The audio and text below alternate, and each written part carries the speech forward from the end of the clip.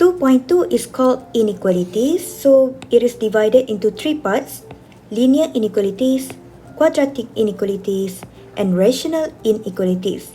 How do you know that it is an inequality? So jawapannya adalah kalau kamu nampak simbol-simbol ni. And for inequalities, there's no need for you to check the answer. Okay? Apa saja nilai X kamu terima saja. Sebab dia tak perlu recheck. Kita hanya perlu recheck answer for equation only. Kalau ada equal sign, check. Tapi kalau simbol ni, tak perlu check. And for inequalities, you need to write your answer in set notation and interval notation. We'll start with linear inequalities. Always use number line to solve linear inequalities. Okay? We'll start with example for question A. We have 3x plus 1 bigger than 4x. So bring 3x to the other side. And we will get 1 bigger than x. And then rearrange macam biasa sebab Miss prefer x kat belah kiri. So this is actually x less than 1. Now draw your number line.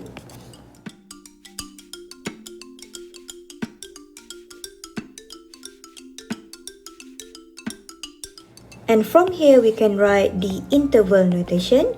So this is negative infinity, 1, open bracket because this is empty circle. Set notation, curly bracket x such that, okay, untuk set notation, kamu just ambil balik saja yang this one, kamu substitute kat dalam ni. So this is the answer for question A. What about question B? So for question B, now we have something that looks like this. So we can see that we have the unknown x in the middle. So kalau kamu ada x di bahagian tengah sahaja, kita akan ada dua method. Cara dia adalah, apa saja kamu buat pada bahagian tengah ni, kamu kena buat benda yang sama pada sebelah kiri dan kanan.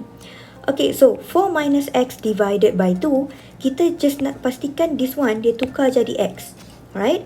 So, hilangkan bahagi 2 dulu dengan cara darab semua ni dengan 2.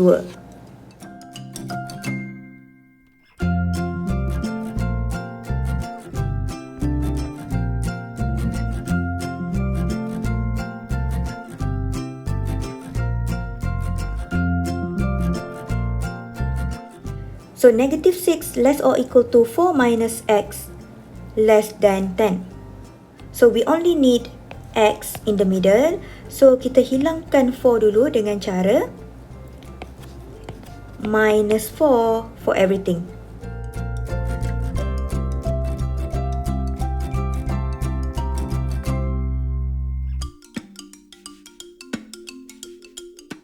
And we'll get negative 10 less or equal to negative x less than 6.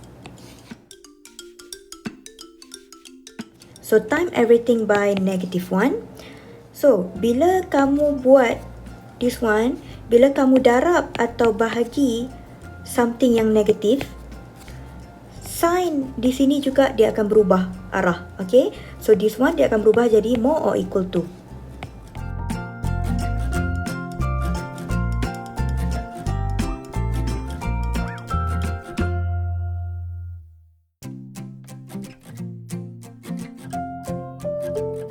And then rearrange untuk nampak cantik. So, negative 6 less than x less or equal to 10.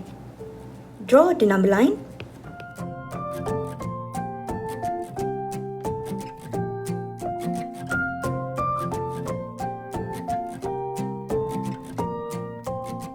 The interval notation is open bracket negative 6, 10, close bracket.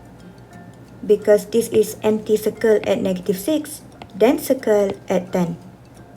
For the set notation, just copy down this one again.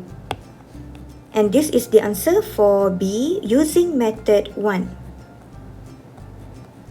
The other method is using property of this inequality.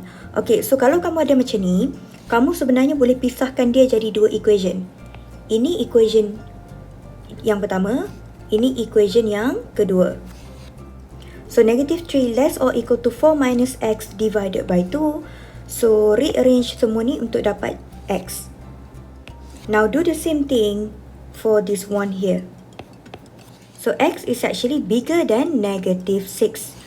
Okay, so bila kamu ada something macam ni, A less than B less than C, kamu boleh tukar dia jadi A less than B and B less than C kan?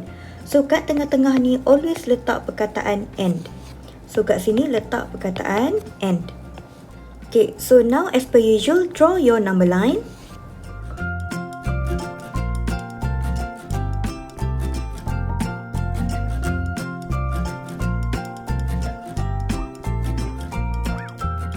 And now recall balik apa maksud AND.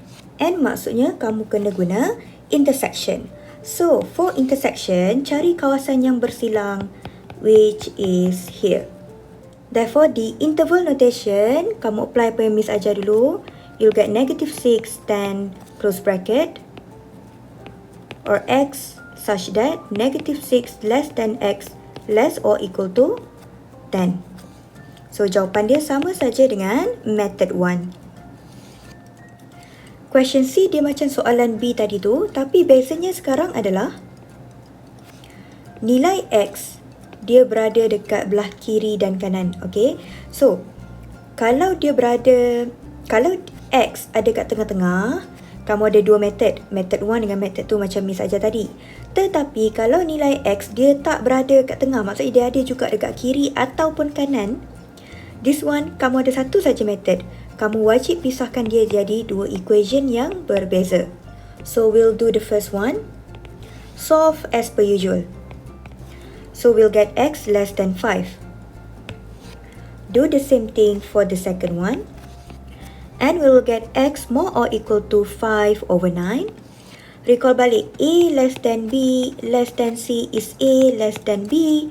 B less than C, letak perkataan AND kat tengah-tengah. And now we draw the number line.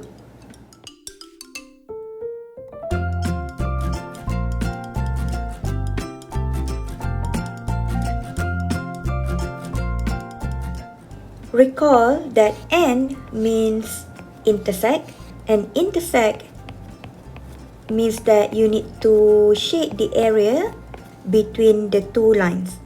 We can now write our answer in interval notation and set notation. And this is the answer for question C. So, this is how we solve for linear inequalities.